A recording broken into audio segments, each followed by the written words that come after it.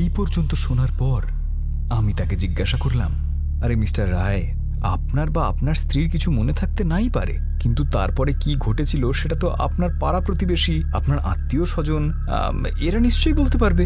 তিনি তারপর মাথা চুলকাতে চুলকাতে বলতে শুরু করলেন, হ্যাঁ হ্যাঁ হ্যাঁ হ্যাঁ হ্যাঁ, মনে পড়েছে। আমার এক খুড়তুতো ভাই আছে, বুঝলে, তার নাম কুশল। সে তখন সামনেই ওই মল রোডের কাছেই একটা বাড়িতে ভাড়া থাকতো ওর কর্মসূত্রে। তা আমার পাড়ার লোক তাকেই নিয়ে গিয়ে পুরো খবরটা দেয়। খবর পেয়ে ভাই সেখানে ছুটে আসে। ভাই তো আমাকে দেখে ভীষণই ভেঙে পড়েছিল। সে বলল, দাদা তখনই তোকে বলেছিলাম, এইখানে থাকবি যখন আমার বাড়িতেই ওঠ, বৌদিকে নিয়ে ভালো করে থাকতে পারবি। এ কোন ভূত প্রেতের জায়গায় চলে এলি বলতো? তা আমি তখন তাকে শান্ত করার জন্য বললাম, আরে এত ভয় পাস না, আমি তো বুঝতে পেরেছি সমস্যাটা ঠিক কি, এবার কি করতে হবে আর কে আমাকে সাহায্য করতে পারে সেটাও বুঝতে পেরেছি, আর এইবার আমি তাই করব। আসলে আমি বুঝতে পেরেছিলাম যে ওই আত্মার প্রকোপ থেকে মুক্তি পেতে গেলে আমায় ঠিক কি কি করতে হবে, কিন্তু আমার ভাই সে আবার ওখানে একটা ঝামেলা করে বসলো। ছোট ভাই তো ঝামেলা তো করবেই মেসমশাই, তবু নাম কুশল বলেই বোধ হয় আপনার বিপদে ছুটে এসে আপনার কুশল মঙ্গলের ব্যবস্থা তো করেছিল বলুন। আরে রক্তের সম্পর্ক কি না, সে যাই হোক, তা সে কি করলো এবার বলুন। সঞ্জয় এতক্ষণ টাইপ মেশিনে একটা ডকুমেন্ট টাইপ করছিল। করতে করতে হঠাৎই বলে উঠল কথাটা। এমন সময় চাওয়ালা সেখানে এসে উপস্থিত। দাদা, এই যে আপনাদের গরম গরম চা আর সিঙ্গারা। ও মেসমশাই, এবার আপনার এইসব গাঁজাখুরি গল্প ঠিকঠাক জমবে, বুঝলেন? হ্যাঁ, একদিকে গরম চা, অন্যদিকে সিমলার সকালের ঠান্ডা, আর তার সঙ্গে আবার সিঙ্গারা, পুরো জমে ক্ষীর। হ্যাঁ, কি বলিস রে তোরা? মনীষের কথায় মিস্টার রায় তো একেবারে চোটে লাল হয়ে গেলেন। মনীষও এতটাই ফাজিল যে ইচ্ছে করেই মিস্টার রায় রেগে যাবে জেনেই তাকে রাগিয়ে মজা নিত। যাই হোক, চাওলাটিও দেখলাম চেয়ার নিয়ে গল্প শুনতে বসে পড়েছে। মনীষ তাকে আপাদমস্তক দেখে বলল, ও, তুমিও বসে পড়েছো? বাহ বাহ বাহ বাহ বাহ! তা তোমার মালিক কাজে ফাঁকি দিলে তোমায় ছেড়ে দেবে তো? হ্যাঁ, আমি ঠিক কাজ মিটিয়ে নেবো বাবু, আগে গল্পটা একটু শুনে নি। বটে। দাঁড়াও, তোমার মালিককে আমি জানাচ্ছি তোমাদের কাণ্ড কারখানার কথা। হ্যাঁ, বসে বসে গপ্প শুনবে সকালবেলা। এবার মিস্টার রায় ওই ছেলেটির পক্ষ নিয়ে বললেন, তুই গল্প শোন না, কিচ্ছু হবে না, আমি তোর মালিকের সাথে কথা বলে নেব। আগে আমি যখন নিয়মিত অফিসে আসতাম তখন তার সাথে আমার খুব সদ্ভাব ছিল, বুঝলি। তা আমি কতটা গুণী মানুষ সে বুঝতো। সবাই আবার গুণের কদর করতে জানে না কি না। কথাটা যে তিনি নাম না করে মনীষকেই বলেছিলেন সেটা বোধহয় ওই বাচ্চা ছেলেটিও বুঝতে পেরেছিল। আমরা তো বেশ জোরেই হেসে উঠলাম। অগত্যা মনীষ আর কিছু বলতে না পেরে মাথা নামিয়ে নিজের কাজে মন দিল। আমি বললাম, মিস্টার রায়, কি হলো? ভাই কি ঝামেলা করলো বলুন।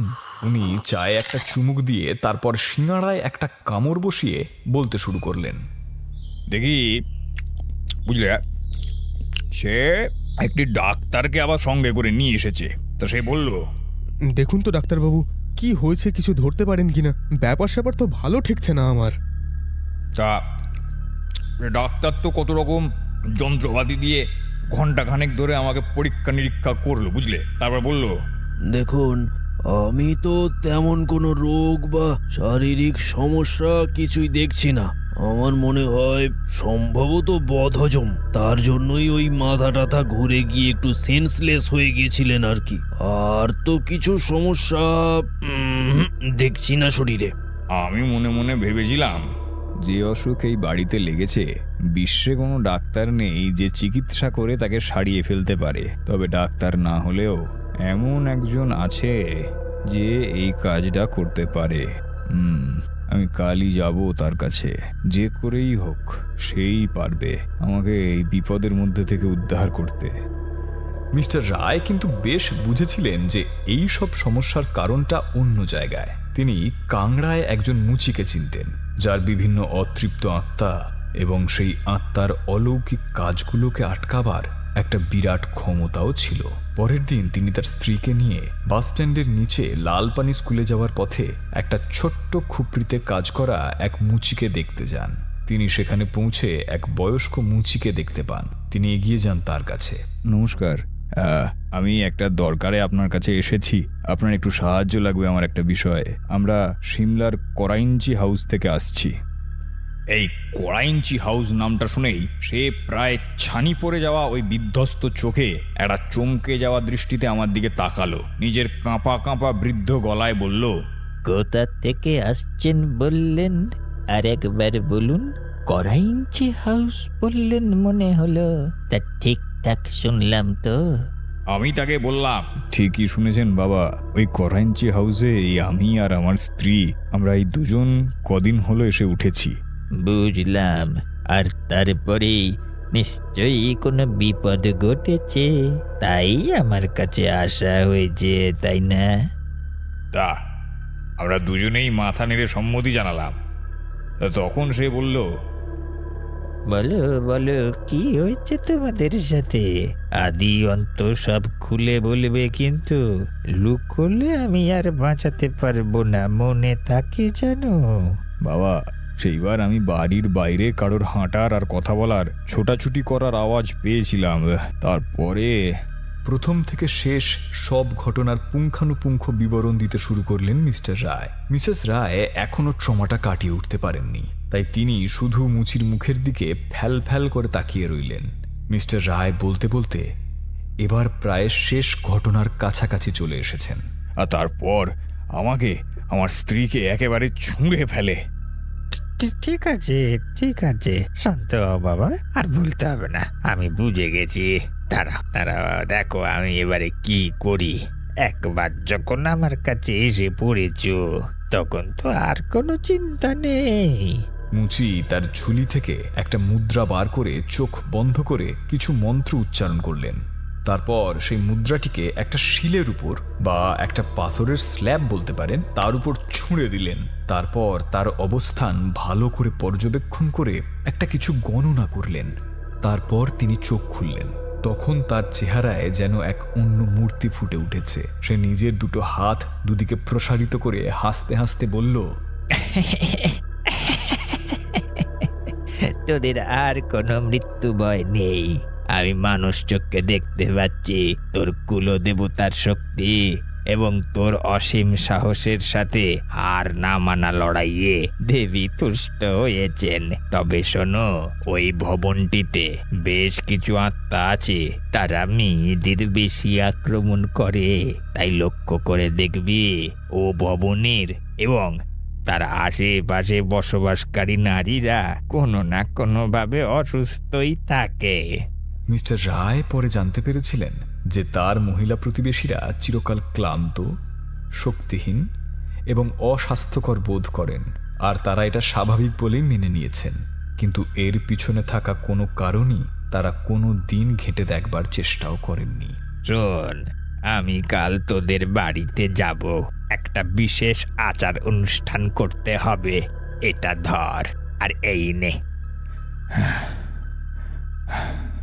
এটা কি বাবা? এটা আমার জাদুকরি ক্ষমতা সম্পন্ন সর্ষের দানা। সামনের অমাবস্যায় চন্দ্রবিহীন রাতে, ঠিক রাত 12টায় তোর বাড়ির এলাকার 1 কিলোমিটার ব্যাসার্ধের মধ্যে এই 2 মুঠো সর্ষের দানা ফেলে দিবি। আর খুব সাবধানে, কেউ যেন এই কাজ করতে দেখতে না পায়। কেউ না, মানি কিন্তু কেউ না, বুঝলি? নয়তো অনর্থ কিছু হয়ে যাবে, হিতে বিপরীত হয়ে যাবে। এই কথাটা মাথায় রাখিস কিন্তু। মুচি তাদের আগে থাকতেই সতর্ক করে দিয়েছিল, তাদের ভবনের কাউকে না কাউকে আক্রমণ করবেই, কিন্তু তাদের সেটা মোকাবেলা করার জন্য অতীব সাহসী হয়ে থাকতেই হবে। ভয় পেলে চলবে না। এরকমও হতে পারে যে হয়তো তার স্ত্রীর কোনো মারাত্মক রকম ক্ষতি তারা করবে না, কিন্তু আক্রমণ তারা করবেই। কিন্তু খুশির বিষয় এই যে তারপর এখানে আর কোনো হামলাই হবে না, তারা মুক্তি পাবেন। কিন্তু শেষবারের জন্য হলেও কি ঘটবে? আত্মা যাওয়ার আগে মরণ কামড়টা কতটা ভয়ঙ্করভাবে বসিয়ে দিয়ে যাবে এখন। তারপর অমাবস্যার দিন আমি একাই ঘন জঙ্গলে গিয়ে তার কথা মতো সর্ষের বীজ ছিটিয়ে দিয়ে আসি। সেখানে চারদিক থেকে শেয়ালের ডাক, তার উপর ওই কালো পেঁচা, সব মিলিয়ে একটা আতঙ্ক আর আকস্মিক দুর্ঘটনার ভয় আমার মনটাকে ক্রমশ গ্রাস করতে শুরু করে। কি মনে হতো একবার চারিদিকে তাকিয়ে দেখে নিয়ে কেউ দেখছে কিনা, কারণ সেই মুচি আবার আমায় বারবার বলে দিয়েছিল যাতে আমায় সেই কাজ করতে কেউ না দেখে, তাই একবার নিশ্চিত হয়ে নিচ্ছিলাম।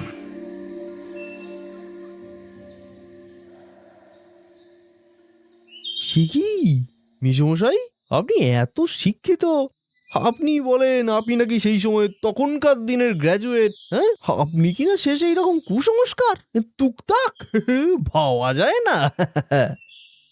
এই কি বললে তুমি? আমি কুসংস্কারে বিশ্বাসী, টুকটাক করি? শোনো হে ছোড়া, অনেক সময় এমন অনেক কিছু হয় যেখানে এই শিক্ষিত বুদ্ধি খাটানো যায় না, যা হচ্ছে সেটাকেই সত্য বলে মেনে নিতে হয়। আমার বয়স তো অনেক হলো, এই চুলগুলো এমনি এমনি পাকেনি, বুঝলে? সেদিন ওদের মধ্যে আরও ঝামেলা হতো। ওদের দুজনের সম্পর্ক যেন সাপ আর নেউলের মতো। কোনো মতে আমরা সামলে নিই সেদিন, আর গল্পের লোভে মনীষও আর তর্ক না বাড়িয়ে চুপ করে যায়। যদিও তার প্রাথমিক উদ্দেশ্য মানে মিস্টার রায়কে একটু উস্কে দেওয়া, সেটাতে কিন্তু সে তখন অলরেডি ফুল মার্কস নিয়ে পাশ করে গিয়েছে। মিস্টার রায় খানিক রেগে গিয়ে থাকলেও আবারও বলতে শুরু করলেন। আমি যেন তারপর থেকেই আতঙ্কিতভাবে যে বিপদ আমাদের দিকে ধেয়ে আসছে তার জন্য অপেক্ষা করছিলাম। বলা ভালো প্রহর গুনছিলাম। এই যে কি কঠিন সময় তোমাদেরকে বলে বোঝাবো কি করে কে জানে। সপ্তাহের শেষের দিক আমি এই বিষয়টি আস্তে আস্তে প্রায় ভুলেই যাই, কিন্তু সেই সময় সেই দুর্ভাগ্যজনক ঘটনাটা ঘটে। তার আশার বিভীষিকাময় অপেক্ষায় এতদিন আমরা বসেছিলাম নাকি সে আমাদের ফাঁদে ফেলার জন্য ওত পেতে বসেছিল, এইটাই বোঝা মুশকিল। তবে এবারে আর আমি বা আমার পরিবার তার শিকার হয়নি। বোধহয় আমাকে আক্রমণ করতে করতে সে ক্লান্ত হয়ে পড়েছিল। আমার এক নিকটবর্তী প্রতিবেশীর ছোট ভাই কয়েকদিনের জন্য সিমলায় বেড়াতে এসেছিল। রাতে একাধিকবার টয়লেটে যাওয়ার অভ্যেস ছিল তার। বারণ সত্ত্বেও সে উঠতই রাত্রির বেলা। প্রকৃতির টান তো আর উপেক্ষা করা যায় নাকি না? আর তাছাড়া সে তোমাদের মতো এই অবিশ্বাসী ছিল। এই সবাইকে এক দলে গুলিয়ে ফেলবেন না মেসমশাই। আমি কিন্তু ভীষণ মনোযোগ সহকারেই আপনার সব গল্প শুনি। আপনি কিন্তু আমাদের কিছু বলতে পারবেন না একদম। বটে, তাহলে একটু চায়ের ব্যবস্থা করো। গলা যে একেবারে শুকিয়ে গেছে। শুকনো গলায় ও খালি পেটে কাহাতকার গল্প করা যায় বলো তো? আমরা সবাই মিলে তার জন্য চা, লাঞ্চ সবকিছুর আয়োজন করলাম। লাঞ্চের ব্যবস্থা হলো, তবে খরচটা মিস্টার রাই দিলেন। সেসব এলাহি আয়োজন, পুরো ভোজবাড়ির খাবার, ভাত, ডাল, তরকারি, মাছ, মাংস, দই সব ছিল সেদিনের মেনুতে। জমিয়ে খাওয়া দাওয়ার পর আমরা কাজ থেকে কয়েক ঘন্টার ব্রেক নিয়ে আশপাশটা একটু ঘুরে এলাম। তারপর আবার অফিসে ফিরে কাজ শুরু হলো। সাথে আবার শুরু হলো সেই বিশ্ববিখ্যাত গল্প। পানটা চিবোতে চিবোতে মিস্টার রায় বলতে শুরু করলেন।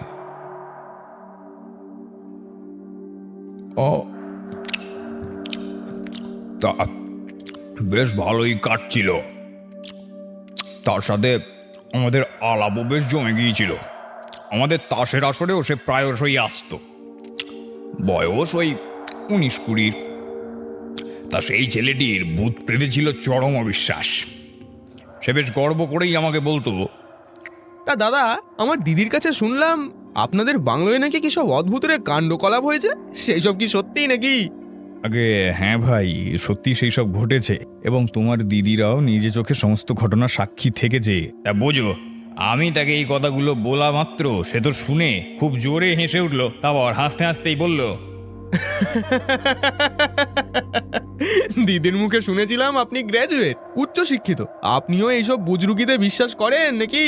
আরে এসব এখানকার লোকজনেরই চাল, বুঝলেন, যাতে এইসব ভয় টয় দেখিয়ে আপনাদেরকে এখান থেকে বিতাড়িত করে বাড়িটা হাতিয়ে নেওয়া যায়, সেই মতলব। আর আপনি ধরতে পারলেন না। আমি সেদিন তার কথার আর কোনো উত্তর দিইনি। বুঝলে, আমি খুব বুঝেছিলাম তার যা স্বভাব, আমি এক বলবো আর সে আর এক বলে পাড়ার লোকের সঙ্গে আমার একটা ছোটোখাটো ঝগড়া লাগানোর তালে আছে।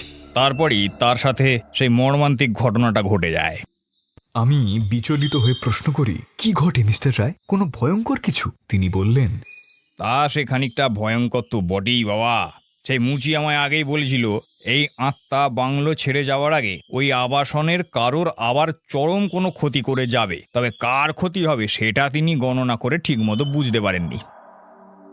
তারপর হঠাৎই একদিন, মানে তার থাকার শেষ দিনে, যখন সে টয়লেটে যাওয়ার জন্য ঘর থেকে বেরিয়ে আসে তাকে তুলে নিয়ে গিয়ে জঙ্গলে ফেলে দেওয়া হয় গভীর রাত্রিরে। সেও টয়লেটে গিয়ে অমন পেঁচার ডাক আর কয়েকজনের কথা বলার শব্দ শুনেছিল, আর সেই শুনে পিছনে তাকিয়েছিল। তাকে রাত থেকে আর পাওয়া যাচ্ছে না। এটা শোনার পর আমরা সবাই পুলিশে খবর দিই। পরদিন সকালে উদ্ধারকারীর দল তাকে ভবনের নিচের জঙ্গল থেকে খুঁজে পায়। তা সে প্রায় 2 দিন অজ্ঞান ছিল। আমাদের অনেক ভাগ্য ভালো যে তার বড় সড়ো কোনো ক্ষতি হয়নি। সৌভাগ্যক্রমে সে সেদিন সামান্য আঁচড়ের আঘাতটুকু পেয়েছিল, প্রাণে মরার মতো এমন কিছু হয়নি। তারপর থেকে এলাকার সবাই আতঙ্কিত হয়ে থাকতো। আমি একদিন অফিস যাওয়ার সময় রাস্তায় তাদের জটলা দেখে দাঁড়িয়ে গেলাম। তারা আমাকে তখন বলল, তা দাদা, আপনাদের আর কোনো সমস্যা হয় নাকি ওই বাড়িতে? জানেনই তো, শুধু আপনারা নন, আমরাও তেনার রোষের শিকার হচ্ছি বারে বারে। এ বাবা, সে আর বলতে, এবার আমরা সবাই তো বেশ আতঙ্কিত, বুঝলেন? বাপরে। আপনার আসার আগে থেকেই এখানে প্রায়শই অদ্ভুত অদ্ভুত ঘটনা ঘটতে থাকে, কি বলো? একদম ঠিক বলেছো, একদম ঠিক বলেছো। এই এই এই শুনুন, এবং সেই কারণেই এই সংযুক্তিটি ভূত বাংলো নামে পরিচিত। হ্যাঁ, বুঝলেন? বুঝলে? হ্যাঁ, ঠিক বলেছো তো। হ্যাঁ। সেখানকার প্রায় প্রতিটি প্রতিবেশীর বাড়িতেই প্রতিদিনই কোনো না কোনো অদ্ভুত ঘটনা ঘটত। যেমন কখনো কেউ নিজেদের বাড়ি ঘর হঠাৎই লণ্ডভণ্ড হয়ে যেতে দেখত, আবার কারোর বাড়ির মধ্য থেকে অনেক কান্না ও হাসির মিশ্র শব্দ শুনতে পাওয়া যেত। একে একে তারা সবাই আতঙ্কিত হয়ে পড়ে। প্রতিবেশীরা অবশেষে মিস্টার রায়কে বলেছিলেন যে সেখানে প্রায়ই বিভিন্ন অদ্ভুত অদ্ভুত ঘটনা ঘটে থাকে, এবং সেই কারণে এই সংযুক্তিটি আগে থেকেই ভূত বাংলো নামে পরিচিত ছিল। তারা দল বেঁধে এসে তাকে অনুরোধ করে বলেছিল, আমাদের বাঁচান আপনি, আমরা তো আপনাকে কত সাহায্য করেছি বিপদে আপদে, বলুন। হ্যাঁ, আপনি যেভাবে ওই আত্মার কবল থেকে মুক্ত হলেন, ওই রকমই যদি কোনো না কোনো ব্যবস্থা করে আমাদেরও ওই উদ্ধারের ব্যবস্থা করে দেন, তাহলে আমরা খুব উপকৃত হ্যাঁ, খুব হই। উপকৃত হই, খুব একটু দেখুন, উপকৃত হই, একটু একটু দেখুন। দেখুন। হ্যাঁ। তা আমি তখন তাদেরকে বললাম, আপনারাও কি তার কবলে পড়েছেন নাকি? কি হয়েছে আপনাদের, খুলে বলুন তো দেখি। তারা আমাকে সব কথাটা বলল। আমি তাদের সাহায্যের প্রস্তুতি দিয়ে বিদায় করলাম। তবে আমার মিসেস ব্যাপারটা ভালো চোখে দেখেনি। সে রাগ দেখিয়ে বলল, হ্যাঁ গো, জেসি পড়ে এত বিপদ নিজের কাঁধে নেবার কি দরকার বলো তো তোমার? ওদেরটা সামলাতে দাও না। যদি ওদেরকে সাহায্য করতে গিয়ে তুমি আবার কোনো বিপদে পড়ে যাও, না না, আমি আর সহ্য করতে পারবো না। আমার সকাল থেকে ডান চোখের পাতাটা কেমন একটা লাফাচ্ছে। সত্যি যদি তুমি কোনো বিপদে পড়ো, আমি কি করবো বলো তো তখন? হ্যাঁ, তোমার কিছু হয়ে গেলে তো যা ক্ষতি হওয়ার আমারই তো হবে। তুমি কেন বুঝতে পারছো না সেটা? সত্যি যদি তেমন কিছু হয়, তবে কি মিসেস রায়ের কথাই সত্যি? সত্যি কি নিজের বিপদ ডেকে আনছেন মিস্টার রায়?